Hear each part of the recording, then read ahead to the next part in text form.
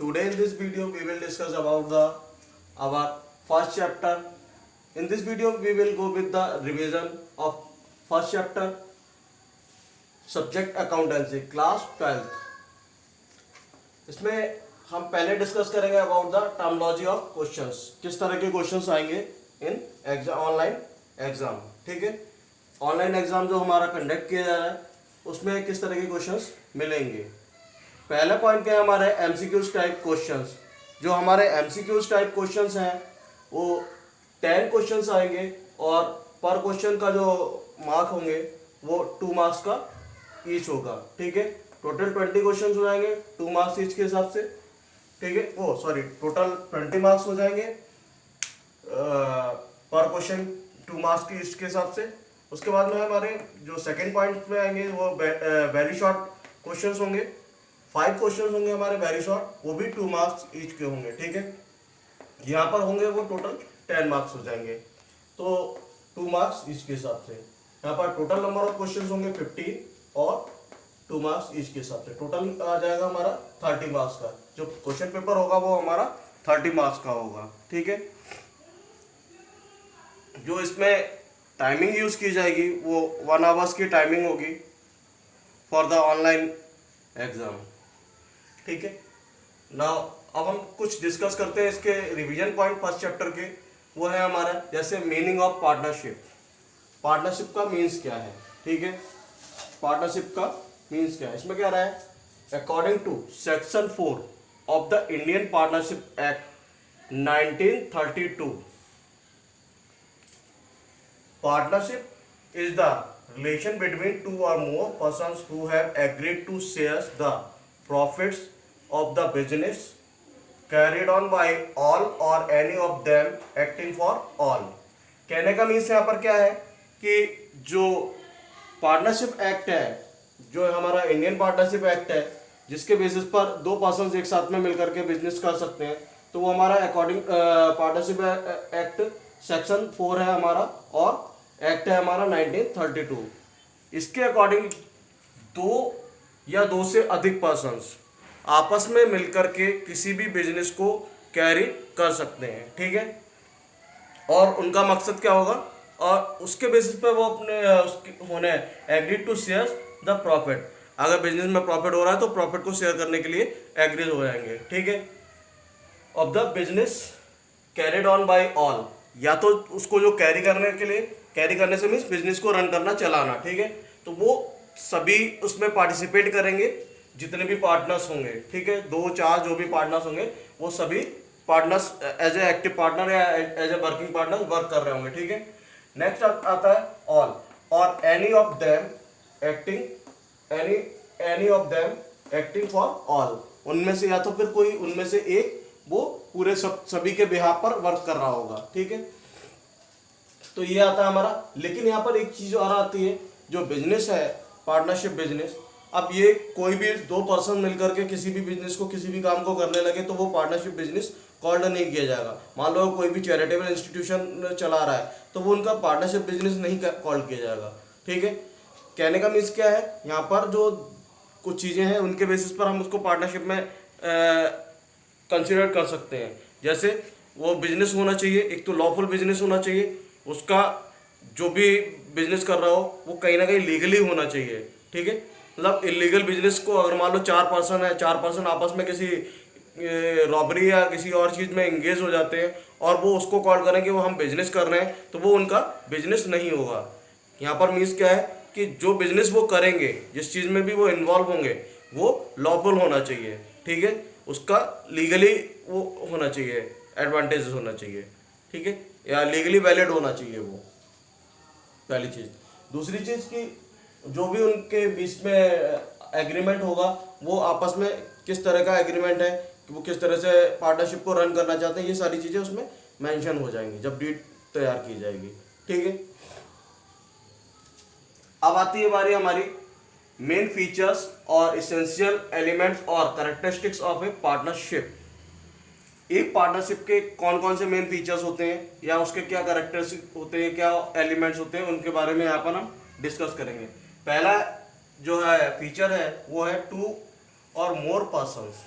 2 और मोर पर्सन्स का मीन्स क्या है कि किसी भी पार्टनरशिप को स्टेबलाइज करने के लिए, स्टार्टअप करने के लिए मिनिमम जो नंबर ऑफ पर्सन्स रिक्वायर्ड होते हैं वो 2 पर्सन्स रिक्वायर्ड होते हैं, ठीक है, अकॉर्डिंग टू पार्टनरशिप एक्ट, ठीक है। और अकॉर्डिंग टू कंपनीज एक्ट 2013 जो न्यू एक्ट अमेंडमेंट होकर के आया है, ठीक है, इन प्लेस ऑफ 1956, ठीक है, उसमें जो नंबर ऑफ पर्सन्स रिक्वायर्ड हैं वो हमारे जो मैक्सिमम नंबर ऑफ पर्सन्स होंगे वो 50 होंगे, ठीक है, एक पार्टनरशिप को रन करने के लिए। तो अगर हम कह सकते हैं कि इन शॉर्ट कि एक पार्टनरशिप में कम से कम 2 पर्सन्स की रिक्वायरमेंट होती है और ज़्यादा से ज़्यादा उसमें 50 पर्सन्स इन्वॉल्व हो सकते हैं इन ए पार्टनरशिप बिजनेस, ठीक है। नेक्स्ट पॉइंट आता है एग्रीमेंट। एग्रीमेंट मीन्स आपस में जो समझौता किया जाएगा, उनका जो आपस में एग्रीमेंट होगा वो एग्रीमेंट हमारा उनका पार्टनरशिप के लिए कोई ज़रूरी नहीं है कि वो उसको रजिस्टर्ड कराए, ठीक है, एग्रीमेंट या जो भी चीज़ है वो रजिस्टर्ड हो, लेकिन इन फ्यूचर अगर उसमें बिजनेस में डिस्प्यूट्स ना हो और उनको सॉर्ट आउट करने के लिए फिर क्या होगा, प्रॉब्लम्स होंगी, तो उसके लिए क्या होता है कि वो कहीं ना कहीं उसमें एग्रीमेंट में इन्वॉल्व होते हैं, ठीक है। पार्टनरशिप का एग्रीमेंट होना कंपलसरी नहीं है। क्लियर हो गया? कहने का मीन्स यहाँ पर सिंपल सा क्या है कि अगर कोई भी पार्टनरशिप में इन्वॉल्व हो रहा है तो वो जो एग्रीमेंट तैयार कराएंगे वो एग्रीमेंट जरूरी नहीं है कि उसको कोर्ट के थ्रू उसको वैलिड कराया जाए या उसको वेरीफाई कराया जाए, वो पार्टनरशिप ओरली भी हो सकती है जो उनका एग्रीमेंट होगा और वो इन रिटर्न भी हो सकता है, ठीक है। अब ओरल अगर एग्रीमेंट होगा उसका लॉजिक है, उसका रीजन है कि अगर ओरल एग्रीमेंट होगा तो उस कंडीशन में बिजनेस में अगर कोई भी डिस्प्यूट्स होते हैं, आपस में कोई भी प्रॉब्लम आती है तो उस कंडीशन में वो क्या नाम है कोर्ट का सपोर्ट नहीं ले सकता कोई भी पार्टनर, ठीक है। अगर हाँ अगर वो एग्रीमेंट रजिस्टर्ड है, उसने रजिस्टर्ड करा रखा है, तो उस केस में अगर कोई भी आपस में डिस्प्यूट्स होंगे, पार्टनर्स के बीच में कोई प्रॉब्लम्स आती हैं, उसका मतभेद होता है, तो उसको सॉर्ट आउट करने के लिए वो कोर्ट का सपोर्ट ले सकते हैं, ठीक है। इसलिए पार्टनरशिप में एग्रीमेंट जरूरी है। Existence of business and profit motive. जो भी बिजनेस सेटअप किया जाएगा वो किस पर्पज से किया जाएगा? For the profit earning. कोई भी बिजनेस का मकसद प्रॉफिट के अलावा उसमें और कुछ नहीं है। अब आता है हमारा sharing of profits. Sharing of profit में क्या कह रहा है? शेयरिंग ऑफ प्रॉफिट का मीन्स यहाँ पर क्या है कि अब पार्टनर्स इन्वॉल्व हो रहे हैं किसी भी बिजनेस ऑर्गेनाइजेशन के अंदर, तो वो किस तरह से चीज़ों को, वो जो बिजनेस में प्रॉफिट होगा तो वो किस तरह से, तो ये एग्रीमेंट में सारा मेंशन किया होता है। जब डीड तैयार होगी, एग्रीमेंट तैयार होगा, तो उस डीड एग्रीमेंट में मेंशन किया जाएगा कि जो पार्टनर्स का प्रॉफिट शेयरिंग रेशियो है वो क्या रेशियो होगा, इक्वल पार्टनर्स होंगे या फिर जो प्रॉफिट डिस्ट्रीब्यूट करेंगे according to the capital contribution करेंगे, या क्या उनका रेशियो बनेगा 2:2 का 1:2 का, जैसा वो आपस में एग्रीमेंट कर लेंगे उस तरह से उनका प्रॉफिट शेयरिंग रेशियो बन जाएगा, ठीक है। तो वो उसको इंडीड मेंशन करेंगे। नेक्स्ट आता है हमारा relationship of principal and agent. Relationship of principal and agent का मीन्स क्या है कि जो पार्टनर्स होते हैं वो एज ए प्रिंसिपल भी वर्क करते हैं। प्रिंसिपल से मीन्स एज ए ऑनर या मालिक या उस तरह से उसके मुखिया की तरह, ठीक है, और एक एजेंट की तरह भी वर्क करते हैं, ठीक है। कहने का मीन्स क्या है कि every partner is a principal as well as agent, मतलब हर पार्टनर एक प्रिंसिपल भी है और उसका एक एजेंट भी है। क्लियर है? तो ये कहने का मीन्स यहाँ पर क्या है कि यहाँ पर ये पॉइंट हमारा क्लियर हो गया। नेक्स्ट पॉइंट आता है business carried on by all और any of them acting for all. ये ऊपर भी हमने जैसे मेंशन किया था कि जो भी बिजनेस कैरिड किया जा रहा है वो या तो सभी पार्टनर्स उसमें पार्टिसिपेट कर रहे होंगे, इन्वॉल्व हो रहे होंगे और बिजनेस को आगे रन कर रहे होंगे, या फिर उनमें से एक पार्टनर, जो भी 3-4 जो भी पार्टनर्स होंगे उनमें से एक पार्टनर सभी के बिहाफ पर एज ए पार्टनर क्या नाम है एक्टिव पार्टनर वर्क कर रहा होगा, ठीक है। नेक्स्ट पॉइंट आता है नो सेपरेट एग्जिस्टेंस। जो पार्टनरशिप होती है उसका अपना खुद का सेपरेट वजूद नहीं होता है। वो किसके बेसिस पर है? वो कहीं ना कहीं पार्टनर्स के बेसिस पर है, उसका कोई अपना सेपरेट वजूद नहीं है। जब तक पार्टनर्स है तब तक पार्टनरशिप है, तब तक पार्टनर्स नहीं रहेंगे तब तक पार्टनरशिप बंद हो जाएगी। तो यहाँ पर पॉइंट क्या था हमारा, नो सेपरेट एग्जिस्टेंस। क्या इसमें बताया था मैंने कि जो पार्टनर्स है उसके जो भी पार्टनरशिप फॉर्म है उसके पार्टनर से उसका अपना खुद का सेपरेट वजूद नहीं है। ठीक है, इसमें कह रहा है राइट्स ऑफ अ पार्टनर्स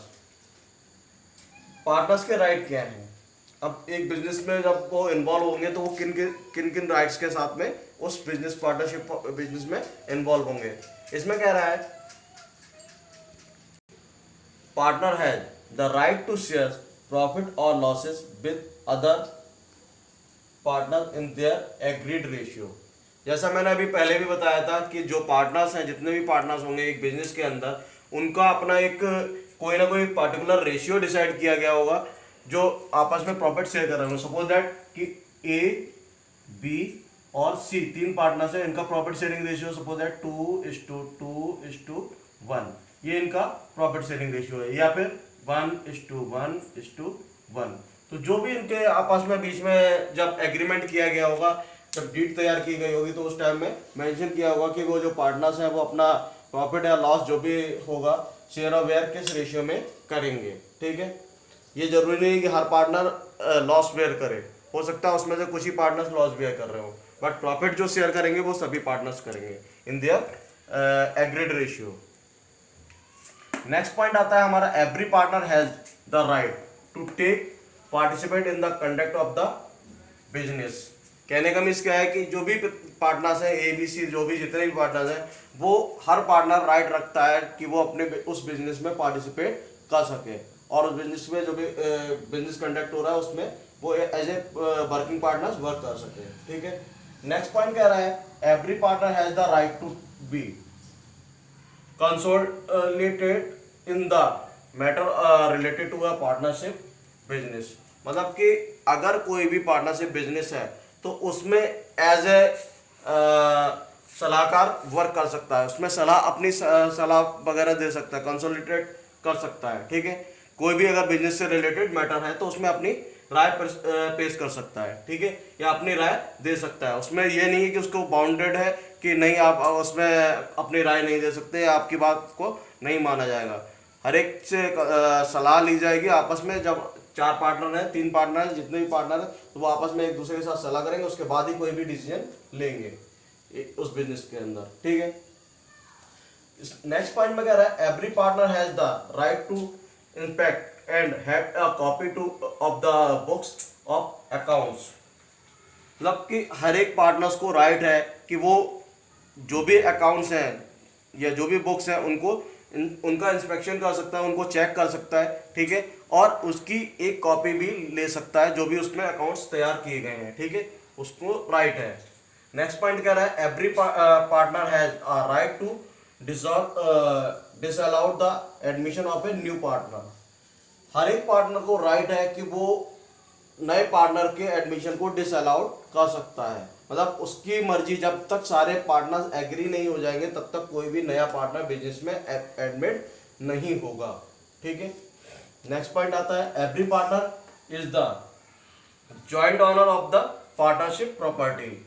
अब जो भी पार्टनरशिप की प्रॉपर्टी होगी, लैंड, बिल्डिंग, फर्नीचर, मशीनरी, जितनी भी एसेट्स होंगी, तो वो उसका जॉइंट ऑनर होगा। मतलब 5 लाख रुपए की अगर प्रॉपर्टी है तो वो 5 लाख की प्रॉपर्टी वो 4 पार्टनर है तो चारों पार्टनर्स की वो 5 लाख की प्रॉपर्टी है। एक पार्टिकुलर पार्टनर की वो होल प्रॉपर्टी उस पार्टिकुलर पार्टनर की नहीं होगी।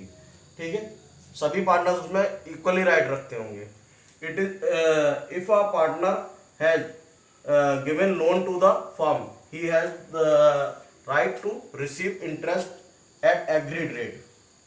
अगर कोई भी पार्टनर फर्म को लोन प्रोवाइड कराता है तो वो उसको राइट है कि वो एक एग्रीड रेट से उसमें इंटरेस्ट रिसीव कर सकता है। वो भी डीड में मेंशन किया होगा।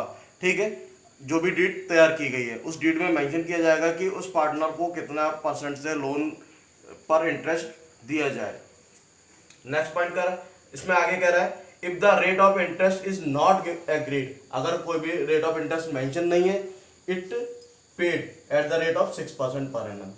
अगर वहां पर डीड एब्सेंस होती है और रेट ऑफ इंटरेस्ट मेंशन नहीं है, ठीक है, या डीड एब्सेंस है और रेट ऑफ इंटरेस्ट मेंशन है, फिर भी उसको जो राइट होगा वो केवल 6% ही एंटाइटल होगा उस इंटरेस्ट को रिसीव करने के लिए, केवल 6% ही उसमें मिलेगा। मान लो उसमें क्वेश्चन में दे रखा है 12%, ठीक है, और डीड एब्सेंस है, इसका पॉइंट अभी आगे मैं एक्सप्लेन करूंगा। तो 12% है तो, लेकिन उसको इंटरेस्ट एग्जैक्टली 6% ही मिलेगा, उससे ज्यादा नहीं मिलेगा in case of the absence of the deed. Next point आता है, if a partner incurs expenses और makes payment on behalf of the firm, he has a right to be demoted by the firms। Means क्या है,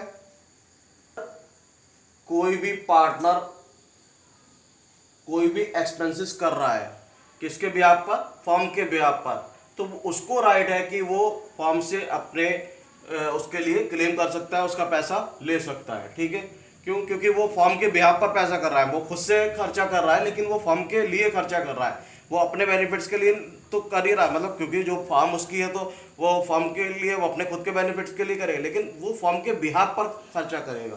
क्यों? क्योंकि उसमें 4 partners हैं, तो चारों पार्टनर्स इक्वली वो करेंगे, और उसने अपने सेपरेटली अगर एक्सपेंस किया हुआ तो उसको वो राइट है कि वो अपना पैसे के लिए क्लेम कर सकता है उसमें, ठीक है। Every partner has a right to retire from the firm after given a particular proper notice. कहने का मीन्स क्या है कि कोई भी पार्टनर अगर रिटायरमेंट चाहता है तो वो रिटायर भी हो सकता है फर्म से, लेकिन एक पार्टिकुलर नोटिस गिवन करने के बाद, ठीक है। वो नोटिस बिफोर 1 मंथ वो नोटिस गिवन करेगा, उसके बाद वो रिटायर होगा। नेक्स्ट पॉइंट आता है हमारा नेक्स्ट हेडिंग, वहां पर हमने राइट डिस्कस किए थे, यहाँ पर rules applicable in the absence of the partnership deed. मैंने पहले बताया था कि वहां पर आपस में पार्टनर्स में समझौता होता है, एक डीड तैयार की जाती है, एक एग्रीमेंट तैयार किया जाता है। अगर डीड और एग्रीमेंट नहीं है आपस में और फिर भी वो एज ए पार्टनर वर्क कर रहे हैं, तो उस केस में सभी को क्या तरह से ट्रीटमेंट किया जाएगा, किस तरह से ट्रीटमेंट किया जाएगा, ठीक है। हेडिंग पॉइंट है हमारा rules applicable in the absence of the partnership deed. जब डीड एब्सेंस होगी तो उस कंडीशन में कौन से रूल्स एप्लीकेबल होंगे। प्रॉफिट शेयरिंग रेशियो, अगर डीड होगी तो जैसा रेशियो में मेंशन होगा तो उस तरह से प्रॉफिट शेयर किया जाएगा। अगर डीड एब्सेंस है तो इक्वली प्रॉफिट शेयर किया जाएगा। इंटरेस्ट ऑन कैपिटल, अगर डीड है तो इंटरेस्ट ऑन कैपिटल जो भी रेट मेंशन किया जाए, जितना परसेंटेज डिसाइड किया जाएगा उससे परसेंटेज से दिया जाएगा। अगर डीड एब्सेंस है तो उस कंडीशन में कोई भी इंटरेस्ट ऑन कैपिटल नहीं मिलेगा। इसी तरह से इंटरेस्ट ऑन ड्राइंग्स, अगर डीड है तो ड्राइंग्स पर जो भी ड्राइंग्स करेगा उस पर इंटरेस्ट चार्ज किया जाएगा। अगर डीड नहीं है, डीड एब्सेंस है, तो कोई भी इंटरेस्ट चार्ज नहीं किया जाएगा ड्राइंग्स पर। सैलरी टू ए पार्टनर्स, अब चाहे वो सैलरी हो, कमीशन हो, कुछ भी हो, कोई भी पार्टनर एंटाइटल नहीं होगा सैलरी के लिए, कमीशन के लिए या कोई भी अदर थिंग्स के लिए in case of the absence of the deed. अगर डीड प्रेजेंट है, डीड है, तो उस केस में उसको डिसाइड किया जाएगा किस तरह से उसको सैलरी, कमीशन, जो भी चीज़ें हैं वो दी जाए, ठीक है। नेक्स्ट पॉइंट आता है हमारा इंटरेस्ट ऑन लोन। जैसा अभी मैंने बताया था, अगर डीड है तो अकॉर्डिंग टू एग्री डेट, जैसा मैंने बताया था, मान लो डीड में लिखा है कि 12% देना है तो 12% के हिसाब से उसको इंटरेस्ट मिलेगा। अगर डीड एब्सेंस है तो इंटरेस्ट ऑन लोन केवल 6% मिलेगा, जैसा यहाँ पर भी मैंने एक्सप्लेन किया था, ठीक है। नेक्स्ट पॉइंट आता है हमारा admission of a new partner. जैसा ऊपर मेंशन किया था मैंने कि एक पार्टनर को एडमिट, जब तक आपस में कंसर्न नहीं कर लेंगे सारे पार्टनर्स, तब तक कोई भी नया पार्टनर एडमिट नहीं हो सकता इन पार्टनरशिप बिजनेस, ठीक है। तो ये ओवरऑल हमारे पॉइंट थे जो हमने इसमें डिस्कस किए हैं।